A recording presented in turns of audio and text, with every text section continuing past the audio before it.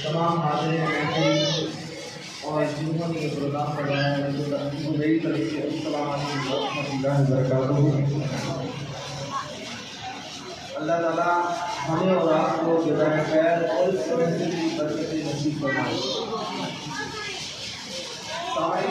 कोशिश करूँगा कि अपनी बात को मुख्तसर टाइम में समेटूँ और अल्लाह ताला कुरान पाक में फरमाता है कि मैंने ए मोहम्मद तेरे ज़िक्र को ज़मीन और आसमान पर हर जगह बुलंद फरमा दिया है। और हमारी ज़िंदगी तीन लफ्ज़ों की गिरद, तीन चीज़ों की गिरद घूमती है। पहला प्यार, दूसरा मोहब्बत और तीसरा इश्क। अब हम किसी भी अपने दोस्त से प्यार करते हैं तो जिससे प्यार करते हैं उससे इस तरीके से कि जिस शख्स से हमें प्यार होता है ना, हम उससे कभी मिले नहीं मिले, मिलते हैं तो अच्छा लगता है, नहीं मिलते तो हमें कोई उसकी फिक्र नहीं होती, कोई नीड नहीं होती। लेकिन मोहब्बत जिस शख्स से हो तो उससे बार बार मिलने का दिल करता है, उस शख्स से चाहता है कि वो शख्स हमारे साथ हो, वो शख्स हमारे पास बैठे, उस शख्स से हम गुफ्तगू करें। लेकिन जिससे इश्क हो फिर वो महबूब की फिक्र करता है, ये फिक्र नहीं करता कि मैं अपने महबूब के साथ रहूं या नहीं रहूं। ये फिक्र होती है कि मेरा महबूब खुश रहे, इस हाल में भी मुझे लगता है मेरा महबूब खुश रहे, वो राज़ी हो। तो हम आशिक़ रसूल सल्लल्लाहु अलैहि वसल्लम हैं। ये मिलाद मुस्तफ़ा हम इसलिए मनाते हैं कि हमारा मुस्तफ़ा हमसे खुश हो जाए,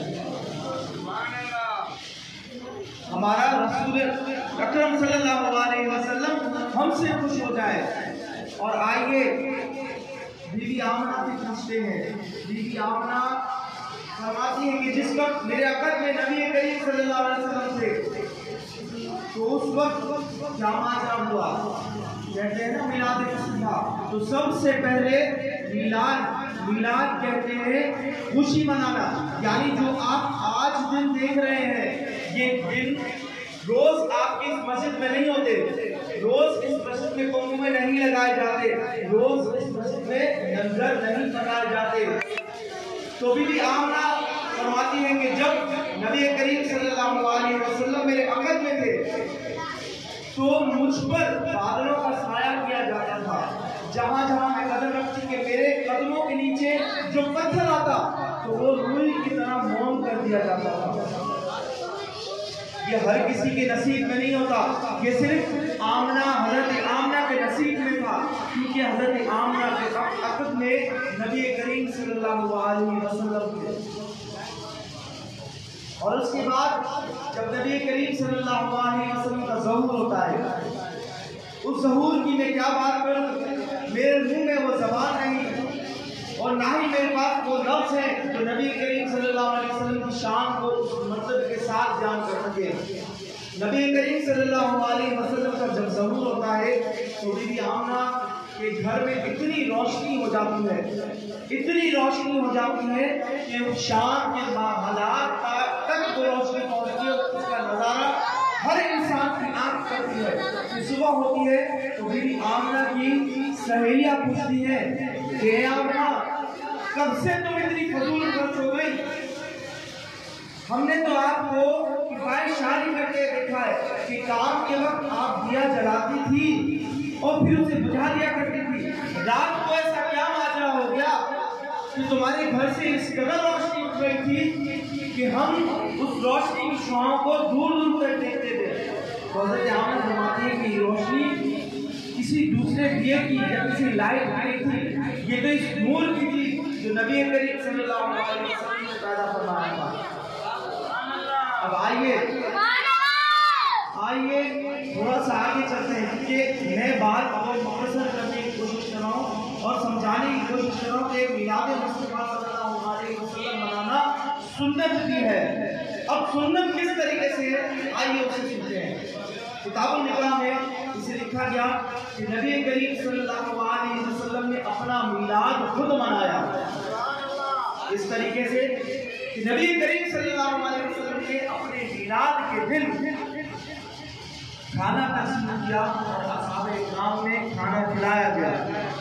अब कुछ ये कहते हैं कि ये खाना तो अकीके का था, जिसको हम छठी कहते हैं कि जब बच्चा पैदा होता है तो छठी करते हैं।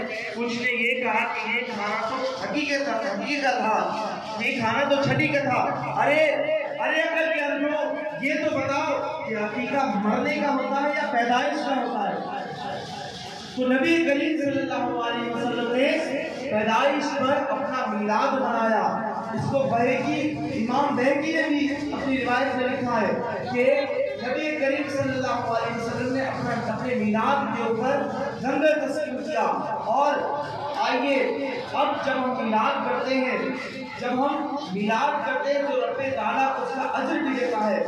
वो अजर किस तरीके से देता है कि जब नबी करीम सल्लल्लाहु अलैहि वसल्लम का ज़हूर होने वाला था तो अबू लहब ने अपनी गुलाम शुएबा को भेजा कि जाकर देखो मेरे भाई अब्दुल्ला के घर में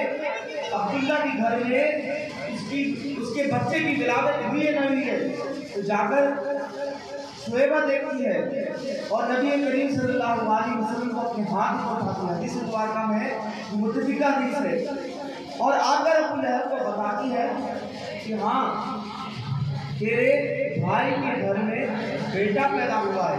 अब यहाँ तवज्जो तरफ बात यह है कि उसी वक्त खुशी के अंदर आकर अबू लहब ने शहादत की उंगली से उस शुएबा को आज़ाद कर दिया और कहा कि मेरे भाई के घर पर बेटा पैदा हुआ है तो शुएबा मैं अपनी गुलामी से तुझे आज़ाद करता हूँ।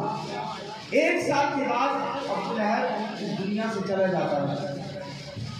हज़रत नबी करीम सल्लल्लाहु अलैहि वसल्लम के चाचा हज़रत अब्बास रज़ियल्लाहु ताला अन्हु ख्वाब में देखते हैं अबू लहब को पूछते हैं कि तू तो गुनाहों में मरा था, मेरे साथ क्या वाक़या हुआ? तो कहने लगा बड़ा दर्दनाक वाक़या है, आगे भी आग है पीछे भी आग है, चारों तरफ से दोज़ख की आग में घिरा हुआ। लेकिन जिस दिन मैंने नबी करीम सल्लल्लाहु अलैहि वसल्लम यानी अपने भतीजे की विलादत पर अपने गुलाम शुएबा को आज़ाद किया, जब उस उंगली में से ठंडा मशरूब निकलता है तो वो मशरूब मेरी इस आग को, मेरे इस आज़ाब को ठंडा कर देता है, कम कर देता है। अरे आशिकों, जब नबी की विलादत सिर्फ अबू जहल ने इसलिए मनाई, उसने ये नहीं देखा कि आखिरी नबी आए हैं, उसने ये नहीं देखा कि रब्बुल आलमीन आए हैं। उन्होंने सिर्फ इसलिए मिलाद मनाया कि मेरे भाई के घर बेटा पैदा हुआ है और उसको इतना अजर मिला कि उसका आज़ाब कम हो गया। आप और हम तो इस खुशी में मिलाद मनाते हैं कि आखिर ज़मा नबी करीम सल्लल्लाहु अलैहि वसल्लम इस दुनिया में आए हैं। तो आइए आप सबको मुबारक हो कि हम और आप इस मिलाद में शरीक हुए। अल्लाह ताला इस मिलाद की बरकतें हमारे नसीबों में लिखे और हमसे जो गलती कोताहियाँ हो गई हो अल्लाह ताला नबी करीम सल्लल्लाहु अलैहि वसल्लम की फैल उसे माफ़ फरमाए। आखिरी एक ऐलान करना चाहूँगा, ये मेरे हाथ में एक किताब है मराठी से इल्म, ये डॉक्टर ताहिरुल कादरी ने निसाब जारी किया है बेसिक तालीम के ऊपर, जो हमें नीड से बेसिक तालीम की हर मुसलमान को होनी चाहिए, ये उसके ऊपर निसाब है। और इसकी क्लास हर इतवार के दिन बाद नमाज मगरिब इसका सेंटर कायम किया गया है, जहाँ पर हर बूढ़े बच्चे वहाँ पर जमा होते हैं और इसका फ्री कोर्स करवाया जाता है। आज हमें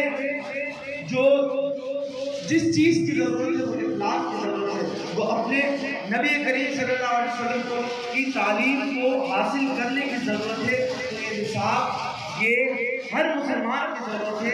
इसको आप अपने बच्चों को भी सिखाइए और खुद ही इसकी तालीम हासिल करें।